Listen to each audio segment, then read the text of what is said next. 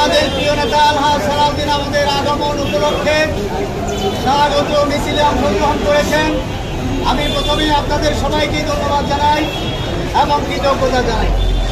সংগ্রামী বন্ধুগণ, আমরা দীর্ঘ 17 বছর ফ্যাসিস্ট হায়নার সরকারের নিপীড়ন নির্যাতনের শিকার হয়েছি। আমরা সামনের সারিতে যারা ছিলাম, পেছনের সারি থেকে শুরু করে চকরিয়া পেকুয়ার এমন কোনো মানুষ নাই এই সরকারের সন্ত্রাসীদের হাতে আমরা নির্যাতিত হয় না। আমরা দীর্ঘ এই 17 বছর এই সরকারের অগণতান্ত্রিক কার্যকলাপের বিরুদ্ধে সংগ্রাম করে আসছিলাম। এদেশে দীর্ঘ 17 বছর গণতন্ত্র প্রতিষ্ঠা ছিল না, গণতন্ত্র বিরাজমান ছিল না। বাংলাদেশের মানুষ এই 17 বছর শুধুমাত্র জনগণের অধিকার আদায়ের জন্য গণতান্ত্রিক পন্থায় সরকার নির্বাচন করার জন্য সংগ্রাম করে আসছিল। এই সংগ্রাম করতে গিয়ে বাংলাদেশে প্রায় 1 লক্ষ মিথ্যা মামলা হয়েছিল বিরোধী দলের নেতা কর্মীদের বিরুদ্ধে। হাজার হাজার নেতা কর্মীকে খুন করা হয়েছিল, হাজার হাজার নেতা কর্মীকে খুন করা হয়েছিল। তার ধারাবাহিকতায় আমাদের উল্লেখযোগ্য বাংলাদেশের বেশ কিছু নেতৃবৃন্দকে খুন করা হয়েছিল। তার মধ্যে আমাদের প্রিয় নেতা আলহাজ সালাউদ্দিন আহমদকে খুন করেছিল। 2015 সালের 10 মার্চ গভীর রাতে উত্তরার বাসভবন থেকে তাকে গুম করেছিল হাসিনার পেটুয়া বাহিনী।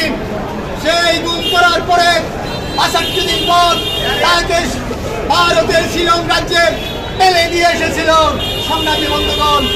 আর সেই থেকে আজকে 9টি বছর আমার নেতা সেখানে একাকিত্ব জীবন যাপন করেছিল।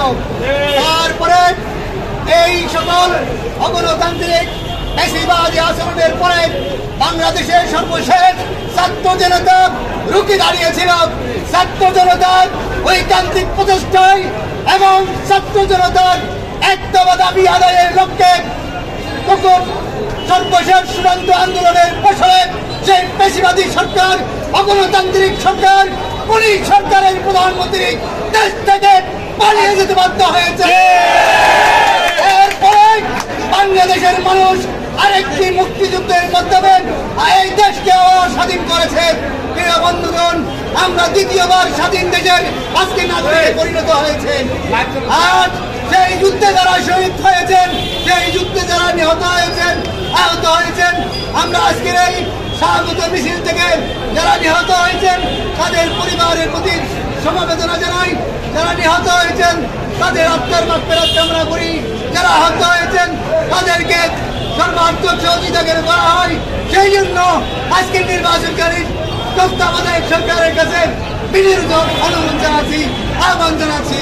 পরিশেষে আপনারা যারা আজকে এই মিছিল স্বাগত মিছিল সফল করেছেন সেই সবাইকে ধন্যবাদ জানাচ্ছি। পাশাপাশি পূর্বে যে বক্তব্য রেখেছিলাম আইন শৃঙ্খলা রক্ষার জন্য আমরা সবাইকে বিনীতভাবে অনুরোধ জানাচ্ছি যেন আমরা ছাত্রলীগ যা করেছে সেই দিকে ফিরে না যাই, যেন আমরা যুবলীগ যা করেছে সেই দিকে ফিরে না যাই, আওয়ামী লীগ যা করেছে সেই দিকে যেন ফিরে না যাই।